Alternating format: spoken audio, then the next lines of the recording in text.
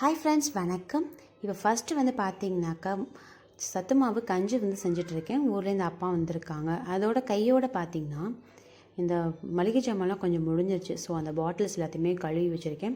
அப்போ ரொம்ப நாளாகவே இந்த அஞ்சரை பெட்டி யூஸ் பண்ணாமலே வச்சுருந்தேன். சரி யூஸ் பண்ணுவோமே அப்படிங்கிறதுக்காக அதையும் கழுவி நல்லா வந்து வெயிலில் காய வச்சுருக்கேன். அப்புறம் அப்பா வரும்போது அண்ணா ஊர்லேருந்து நெய்யும் கொடுத்து விட்டாங்க. இனிமேல் அதையும் வந்து ஃபில் பண்ணி வைக்கணும். பெரியம்மா எப்போதுமே நெய் எடுத்துகிட்டு எனக்கு உருக்கி கொடுத்து விட்ருவாங்க.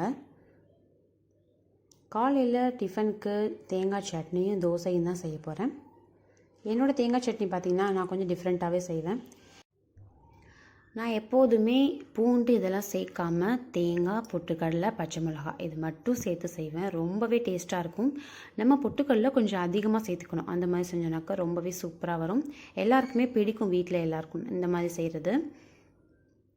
அதோடு நம்ம தாளிச்சிட்டோம்னாக்கா சூப்பரான தேங்காய் சட்னி சூப்பராக ரெடி ஆயிடும். ஹோட்டல்லாம் இருக்குல்ல, அந்த மாதிரி செய்யணுன்னாக்கா நீங்கள் இதே போல் செஞ்சுட்டு இஞ்சி வந்து கொஞ்சம் சேர்த்துக்கலாம். சேர்த்தா அந்த ஃப்ளேவர் கொஞ்சம் நல்லா சூப்பராக வரும். இப்போ தோசையும் போட்டுக்கலாம். தோசை எப்போதுமே வந்து நாங்கள் அந்த இரும்பு கல்ல தான் போடுறது. இதை பழக்கிற வீடியோ கூட நான் ஏற்கனவே போட்டிருக்கேன் சேனலில், வேணும்னா பாருங்கள். ரொம்பவே சூப்பராக இருக்கும். அதே போல் தோசை ஊற்றிட்டே இருக்கும்போது உங்களுக்கு வரல அப்படின்னா பயப்படவே தேவையில்லை. நம்ம வெங்காயத்தை நல்லா தேய்ச்சோனாலே போதும். அதே போல் அதுக்கப்புறம் வெந்தயம் ஊற வச்சு வெந்தயத்தை நல்லா அரைச்சி அந்த பேஸ்ட்டை தோசைக்கல் நல்லா தடவிட்டு ஒரு நாள் அப்படியே வச்சுட்டு கூட நம்ம அப்புறமா செஞ்சோம்னாக்கா நல்லா வலுவலுன்னு தோசை வரும். நான்ஸ்டிக்கில் வர மாதிரி நம்ம எண்ணெயே ஊற்றாமல் சூப்பராக எடுக்கலாம். அவ்வளோ சூப்பராக மொறு மொறுன்னு கிறிஸ்பியாக வரும். இப்போ எல்லாருக்கும் தோசை ஊற்றிட்டு கொடுக்க வேண்டியதுதான் வேலை எடுத்து. அதே போல் எனக்கு இந்த தோசை ஊற்றுறது ரொம்பவே பிடிக்கும். நம்ம வந்து கல் நல்லா வாட்டமாக இருந்துச்சுனாக்க நமக்கு இந்த தோசை ஊற்றுறது ஒரு பெரிய வேலையாகவே தெரியாது. ரொம்ப சூப்பராக ஜாலியாக இருக்கும் அந்த சுற்றும் போது. ஸோ இது மாதிரி தான் நான் ஃபீல் பண்ணுவேன். எனக்கு அந்த தோசை நல்லா சுற்றுறது ரொம்பவே பிடிக்கும். இப்போ ஊர்லேயுமே அம்மாக்கிட்டே சொல்லிட்டேன். அம்மா வந்து முன்னாடி இந்த மாதிரி இண்டோலியம் கல் வச்சுருந்தாங்க. அப்புறம் இப்போ வந்து நான்ஸ்டிக் யூஸ் பண்ணிகிட்டு இருந்தாங்க. அதுவும் வேண்டான்னு சொல்லிட்டு திரும்பி இரும்பு கல்லே வாங்கியிருக்காங்க. இப்போ அதையும் பழக்கிட்டு இப்போ அதான் யூஸ் பண்ணிகிட்ருக்காங்க.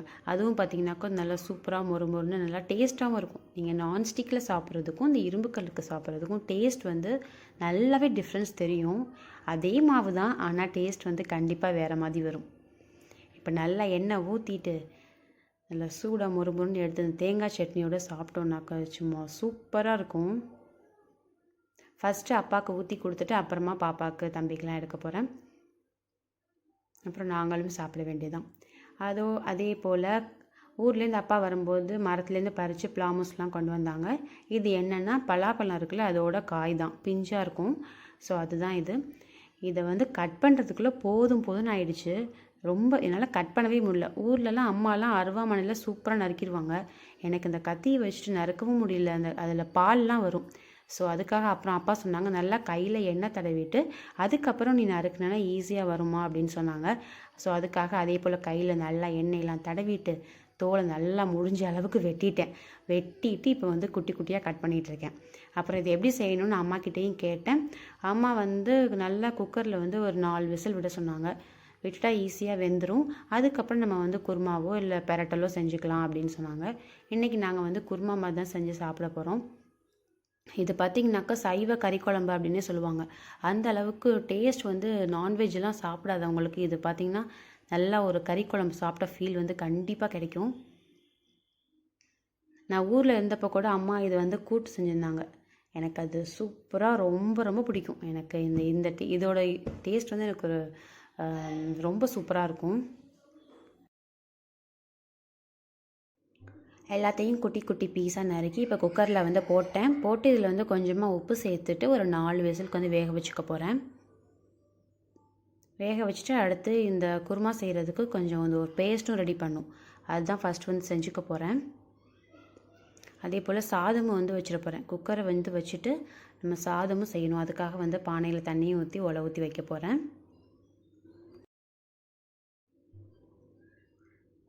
இதெல்லாம் செஞ்சிட்ருக்கும்போது இதுக்கு தேவையான எல்லா பொருளையும் வந்து நறுக்கி வச்சுக்கிட்டேன். வெங்காயம் இதெல்லாம் வந்து தேவையில்லை. ஸோ அது தேங்காய் துருவி வைக்கிறது இந்த மாதிரியான எல்லா வேலையும் நான் முன்னாடியே ப்ரிப்பரேஷன் எல்லாமே வந்து பண்ணிக்கிட்டேன். இப்போ வந்து ஒரு பெரிய கடாய் எடுத்துக்கிட்டேன். அதில் வந்து கடலை எண்ணெய் ஊற்றிருக்கேன். நாங்கள் எப்போதுமே இந்த செக்கில் ஆட்டின நல்லெண்ணெய் கடலெண்ணெய் தான் யூஸ் பண்ணிக்கிட்டு இருக்கோம். ரொம்பவே நல்ல ஃப்ளேவர் கொடுக்கும், நல்ல டேஸ்ட்டு, உடம்புக்கும் ரொம்ப நல்லது. இப்போ அதோட பார்த்திங்கன்னா சோம்பு, பொட்டுக்கடலை, அப்புறம் சின்ன வெங்காயம் நிறையா சேர்த்துருக்கேன். பச்சை மிளகா காரத்துக்கு ஏற்ப சேர்த்துருக்கேன். நம்ம வந்து இதில் மிளகாத்தூள்லாம் போட போகிறது கிடையாது. அதனால இந்த பச்சை மிளகா எவ்வளோ தேவையோ அந்த அளவுக்கு போட்டுக்கலாம் உரப்புக்கு. நான் வந்து இந்த குண்டு பச்சை மிளகா ரொம்பவே காரமாக இருக்கும், அதனால நான் 2 தான் சேர்த்துருக்கேன். இப்போ நல்லா தேங்காய்லாம் போட்டு வதக்கி தனியாக எடுத்து ஆற வச்சுருக்கேன். இப்போ அதே பேனில் வந்து திரும்பி வந்து எண்ணெய் ஊற்றி ஒரே ஒரு வெங்காயம், பெரிய சைஸ் வெங்காயம் இல்லாமல் சின்னமாக இருக்கும்ல அந்த வெங்காயம், அதாவது பெரிய வெங்காயம் சேர்த்துருக்கேன். சேர்த்து நல்லா வதக்கிட்டு அதோடு வந்து கொஞ்சம் கிராம்பு, இந்த பட்டை இதெல்லாம் சேர்த்துருக்கேன். சேர்த்துட்டு நல்லா வதங்கட்டும். வதங்கினதுக்கப்புறமா இதில் கருவேப்பிலை சேர்த்துட்டு ஒரு 3 தக்காளி, சின்ன சைஸில் இருக்க ஒரு 3 தக்காளி சேர்த்துருக்கேன். ஸோ அதையும் சேர்த்து நல்லா வந்து வதங்கட்டும். எப்போதும் நாட்டு தக்காளி வாங்குவோம், இப்போ வந்து அந்த கடை வந்து மூடிட்டாங்க. அதனால் இந்த கடையில் வாங்குகிற தக்காளி வாங்கினா இது மசியவே இல்லை. நானும் போட்டு உப்பு போட்டு வேக வைக்கிறேன், எல்லாம் பண்ணி பார்க்குறேன், இது மசியாமல் அப்படியே தக்காளி எப்படி நறுக்கி போட்டோமோ அதே மாதிரி இருந்தது. அப்புறம் அந்த சைடு நல்லா வந்து ஆறிடுச்சு. ஆறினோன்னே போட்டு அரைச்சி எடுத்துக்க போகிறேன். சாதம்லாம் வெந்தோன்னே அதையும் வடித்து வச்சுட்டேன். இங்கே பாருங்கள், அப்படியே தக்காளிலாம் அப்படியே கிடக்கிற மாதிரி இருக்குது. எவ்வளோ நேரம் ஆச்சு தெரியுமா அது கரையிறதுக்கு. இப்போ இதோட நம்ம வேக வச்சுருக்கோம்ல பிளாமூஸு, அதையும் வந்து சேர்த்துக்க போகிறேன். சேர்த்துட்டு நல்லா எல்லாத்தையும் ஒரு வதக்கிக்கலாம். வதக்கிட்டு இந்த சைடு வந்து பேஸ்ட்டும் ரெடி பண்ணி அரைச்சி எடுத்துகிட்டு வந்துட்டேன். இதில் வந்து கொஞ்சமாக வந்து மிளகாய்த்தூள் லைட்டாக சேர்த்துக்கிறேன். ஏன்னா வந்து பச்சை மிளகாய் ரொம்ப காரமாக தெரியல அதனால. ஆனால் எப்போதும் சட்னிக்கெலாம் போடும்போது செம காரமாக இருக்கும். மேபி இது ரொம்ப அதிகமாக செய்கிறதுனால குவான்டிட்டி கூட அப்படிங்கிறதுனால உரப்பு தெரியல போல். அதே போல் தேங்காயும் நிறையா சேர்த்துருந்தேன்னா அதனால அந்த இது தெரியல. ஸோ லைட்டாக மிளகாய்த்தூள் சேர்த்துக்கிட்டேன். சேர்த்துட்டு தேங்காய் பேஸ்ட்டையும் வந்து சேர்த்தாச்சு. எங்கள் ஊரில் இந்த மாதிரி குருமா செய்வாங்க, உருளைக்கிழங்கு பட்டாணிலாம் போட்டு கல்யாணத்துலலாம் செஞ்சு கொடுப்பாங்க. அதுலேயும் பார்த்தீங்கன்னாக்கா இதே பேஸ்ட்டு தான் அரைச்சி போடுவாங்க. இப்போ இதுக்கு தேவையான அளவுக்கு தண்ணியும் விட்டுக்கிட்டேன். தண்ணி விட்டுட்டு உப்பெல்லாம் செக் பண்ணி பார்த்து போட்டுக்கிறேன். போட்டு நல்லா வந்து கொதி விட்டு நல்லா அந்த கொஞ்சம் எண்ணெய் பிரிஞ்ச மாதிரி வரும். அந்த மாதிரி ஆயிடுச்சுனாக்கா நமக்கு வந்து இந்த குருமா ரெடி ஆகிடும். நல்லா மூடி போட்டு வேக வச்சுக்கலாம். இது வந்து பார்த்திங்கனாக்கா சாதத்தோடு சாப்பிட ரொம்ப சூப்பராக இருக்கும். அப்புறம் ஊர்லேருந்து பப்பாளி இதெல்லாமே கொண்டு வந்தாங்க, நிறையா திங்ஸ் கொண்டு வந்தாங்க. அதே போல் அம்மா வந்து இடியப்பத்துக்கான மாவும் அரைச்சி கொடுத்து விட்டுருந்தாங்க. எல்லாத்தையும் இனிமேல் தான் எடுத்து வைக்கணும். சாப்பாடெலாம் சாப்பிட்டு முடிச்சுட்டு அதுக்கப்புறம் தான் ஒன்று ஒன்றா எடுத்து வைக்கணும். அப்புறம் எங்களுக்காக வந்து ஹஸ்பண்ட் வந்து சாப்பிட மாட்டாங்க முட்டையெல்லாம், ஆனால் நாங்கள் சாப்பிடுவோம். அதுக்காக வந்து நாட்டுக்கோழி வாங்கிட்டு வந்தாங்க அப்பா. இப்போ அதுக்கு வந்து நல்லா 3 பெரிய வெங்காயத்தை நல்லா பொடியாக நறுக்கி வச்சுக்கிறேன். அப்புறம் 2 பச்சை மிளகாவையும் நறுக்கி வச்சுக்கிட்டேன். இந்த சைடு நல்லா வந்து இப்போ குருமா ரெடி ஆகிடுச்சு. இந்த மாதிரி மைல்டான இருக்கும்போது கிரேவிலாம் கொஞ்சம் இதாக இருக்கும்போது நம்ம இந்த மாதிரி முட்டை ஆம்லேட் இந்த மாதிரிலாம் போட்டு சாப்பிட்டா ரொம்ப சூப்பராக இருக்கும். ஆனால் நான் இன்றைக்கி பொடி மாஸ் தான் செய்ய போகிறேன். அதுக்காக தான் வந்து நல்லா வெங்காயம் நறுக்கி வச்சுருக்கேன். இதை வந்து எல்லாத்துக்கும் தனியான பாத்திரம் வச்சுருக்கேன். முட்டை செய்கிறது அப்படின்னா கண்டிப்பாக நான் தனியாக தான் செய்யணும், ஏன்னா ஹஸ்பண்ட் வந்து சாப்பிட மாட்டாங்க. ஸோ எங்களுக்குன்னு தனி பாத்திரம் அந்த மாதிரி தான் வச்சுருப்போம்.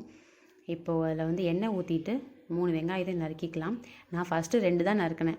அவங்க வந்து நல்லா 3 நறுக்கி போடு, அப்போ தான் நல்லா சூப்பராக இருக்கும் அப்படின்னு சொன்னாங்க. அவங்க சாப்பிட மாட்டாங்க, ஆனால் வந்து எனக்கு இந்த மாதிரி ஒரு ஹிண்ட்ஸ்லாம் வந்து கொடுத்துட்ருப்பாங்க. இதில் இவ்வளோ செய்கிற அதில் செய்கிறேன்ட்டுலாம். அவங்களுக்கு வந்து குக்கிங்கில் ரொம்பவே இன்ட்ரெஸ்ட்டு. ஸோ எனக்கு கல்யாணம் ஆன புதுசில் எனக்கு சமையலே வந்து அவங்க தான் சொல்லிக் கொடுத்தாங்க. அத்தை செய்வாங்க, நானாக செஞ்சேன்னாக்கா இவங்க தான் எனக்கு சொல்லிக் கொடுப்பாங்க. இப்போ அதோட பச்சை மிளகா அதே போல் கருவேப்பிலை இதெல்லாம் நறுக்கி போடுமா அப்படின்னாங்க. சரி அதையும் நறுக்கி போட்டாச்சு. போட்டு எல்லாத்தையும் போட்டு ஒரு நல்லா பிரட்டியாச்சு. இந்த சைடு வந்து நாட்டுக்கோழி முட்டையை வந்து நம்ம பார்த்து தான் நம்ம உடச்சி போடணும்.